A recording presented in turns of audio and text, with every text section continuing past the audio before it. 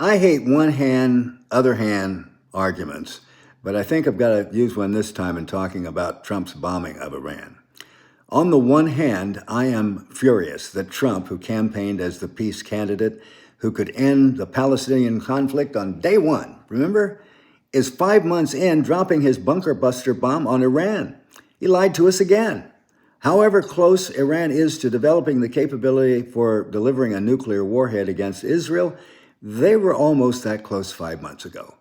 We were also engaging or attempting to engage in diplomatic efforts with Iran that could have prevented this.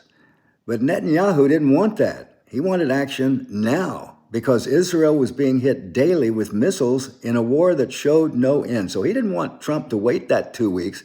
He wanted us to step in now and save him. But most infuriating for me was that this would not have happened if Trump hadn't torn up a deal that had been developed with hard negotiations over many months and agreed to by Iran, the U.S., and other principal players, including China and Russia.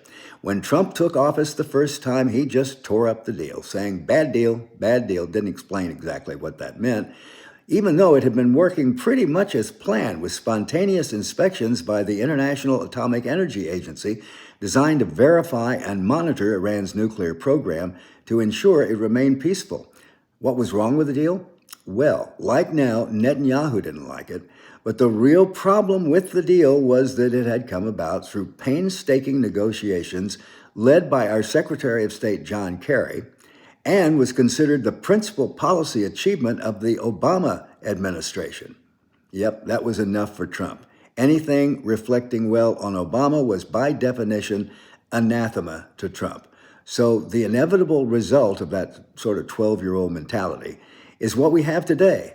We'll see what the coming days bring, but Lawrence Wilkerson, who was chief of staff for Colin Powell, said just a couple of days ago that our big bomb can do a lot of damage, but it still won't destroy Iran's principal nuclear facility, which is buried much deeper underground.